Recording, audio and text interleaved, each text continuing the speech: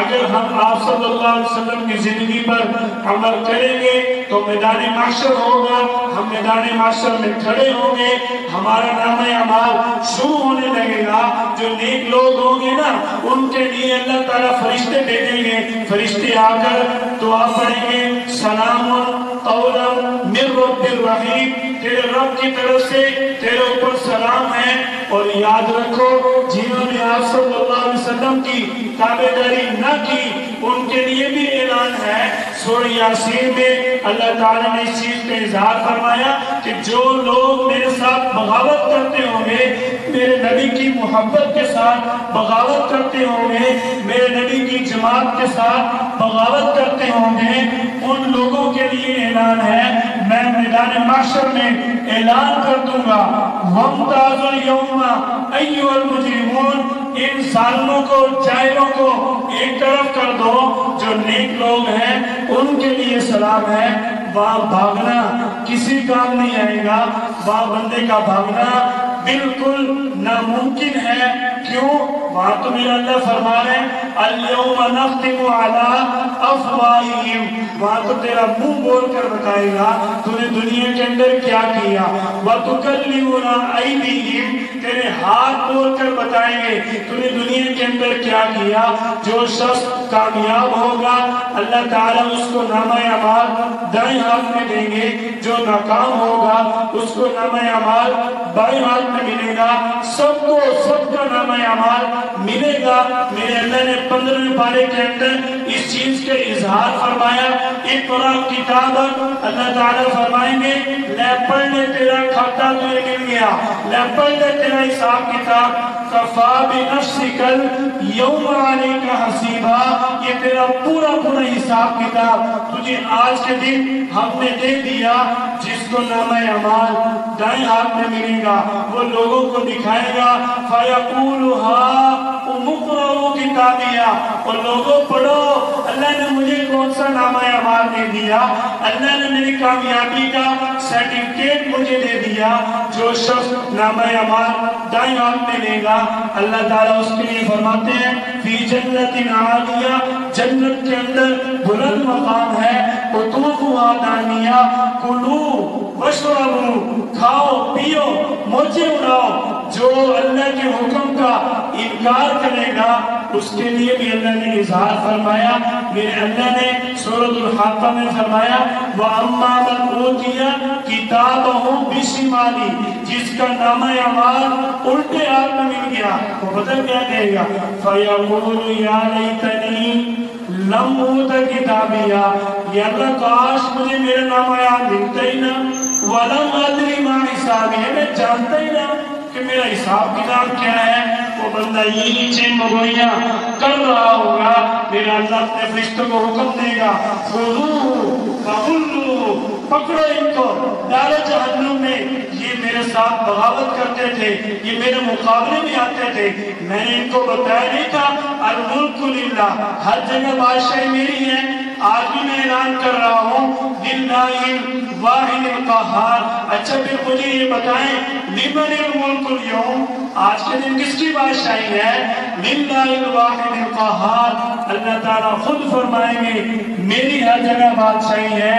جب میرے اللہ نے ہمارے سامنے ہر چیز کا اظہار فرمایا تو پھر اللہ نے ہمیں جھنجھوڑنے کی بھی بات کی۔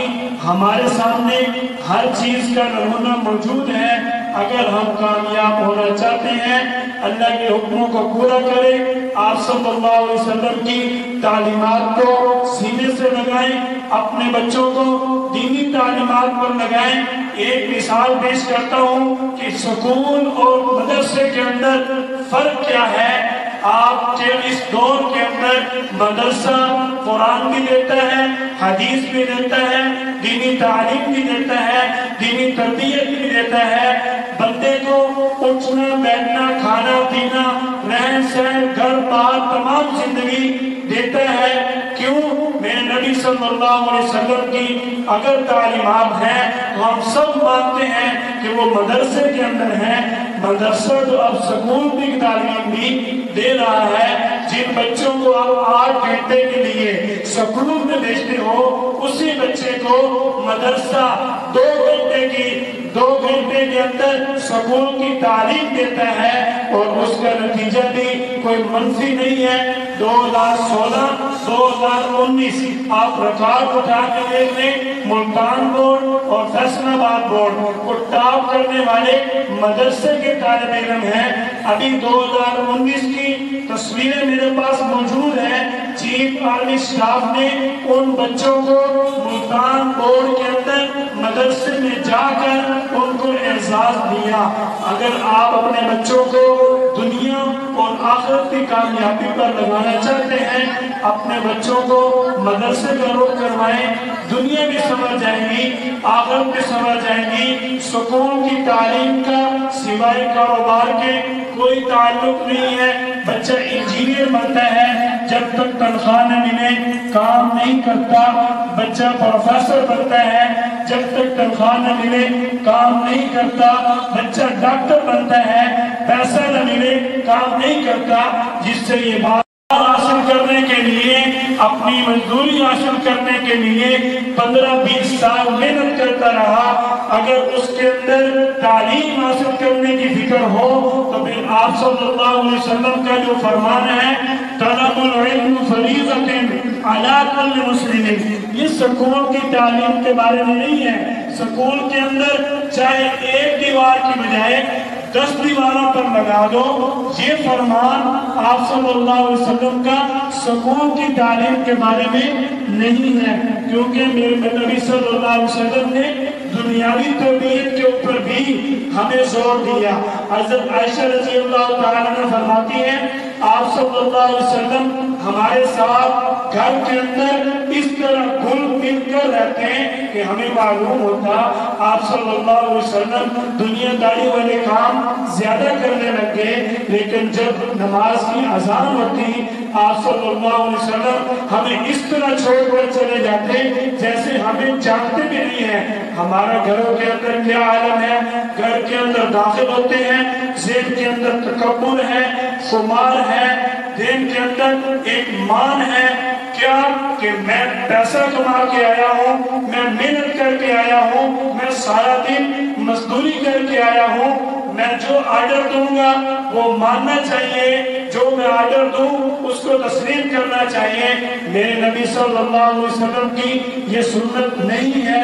اگر گھروں کے اندر سکون چاہتے ہو، آپ صلی اللہ علیہ وسلم والی تعلیمات گھروں میں بھی لائیں، بچوں میں بھی لائیں، اپنے مستقبل میں لائیں، اپنے کاروبار میں لائیں۔ آج پوری دنیا کے اندر مسلمان صرف اس لیے پریشان ہے کہ اس نے ابھی نبی کا دامن چھوڑ دیا۔ آپ صلی اللہ علیہ وسلم فرماتے ہیں، اللہ نے میرا 6 ماہ کی مسافت پر کافروں کے اوپر روک رکھا۔ آج کا کافر ہمارے ساتھ بیٹھ کر ہمارے منہ پہ ہماری بےزتی کر دیتا ہے، اس کی وجہ کیا ہے؟ ہمارے دل میں اپنے نبی کی محبت نہیں ہے۔ اگر ہمارے دل میں اپنے نبی کی محبت ہو تو اس محبت کے صدقے اللہ تعالیٰ اپنے نبی والا روح ہمیں بھی عطا فرمائے۔ کسی بدبخت کی جرت نہ ہو ہمارے سامنے بات کرے، ہم بےزتی بھی کرواتے ہیں، پریشان بھی ہوتے ہیں، مشقت بھی اٹھاتے ہیں، تکلیفیں برداشت کرتے ہیں، لیکن اپنے نبی صلی اللہ علیہ وسلم کے دامن کو نہیں پکڑتے۔ فکر کریں، اپنے دل کے اوپر نگاہ ڈالیں، اللہ تعالیٰ سے دعا کرتے ہیں کہ اللہ تعالیٰ ہم سب کی اصلاح فرمائے، صراط مستقیم پر چلنے کی توفیق عطا فرمائے۔ وآخر دعوانا الحمدللہ رب العالمین۔